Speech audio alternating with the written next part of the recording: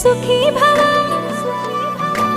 అన్నారు దేవతలంతా సుమంగళై పండాలి జన్మంతా.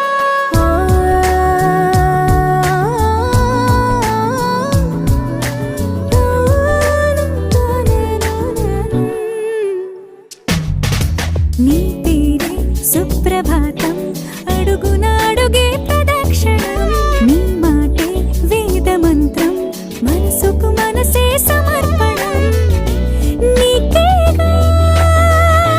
నా తలపు నా గెలుపు నీ కోసం నా దేహం నా ప్రాణం నీదే.